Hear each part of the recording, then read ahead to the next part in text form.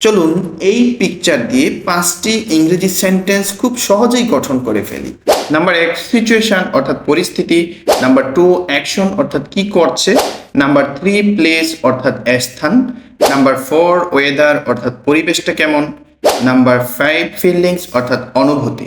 Situation পরিস্থিতি, a young woman is sitting alone on a wooden beach outdoors. একটি তরুণী বাইরে একটি কাঠের বেঞ্চে বসে আছে। Number 2 action, she is looking down quietly with her hands resting on the bench. সে ধীরে নিচে তাকিয়ে আছে এবং তার হাত বেঞ্চের উপর রাখা। Number 3 place, bright orange leaves from a tree create a colourful background behind her. তার পেছনে একটি গাছের উজ্জ্বল কমলা রঙের পাতা সুন্দর ব্যাকগ্রাউন্ড তৈরি করেছে। Next weather, the natural daylight and open surroundings gives a calm outdoor feelings.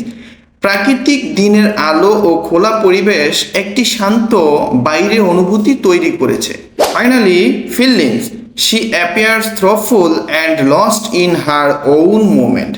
সে মনে হয় চিন্তামগ্ন এবং নিজের জগতে ডুবে আছে। এই ধরনের ভিডিও প্রতিদিন আমার চ্যানেলে পেতে আমার চ্যানেলটিকে সাবস্ক্রাইব করুন এবং পেজটিতে ফলো দিয়ে রাখুন, যাতে করে একটা ভিডিও মিস না হয় এবং আমিও মোটিভেটেড হব।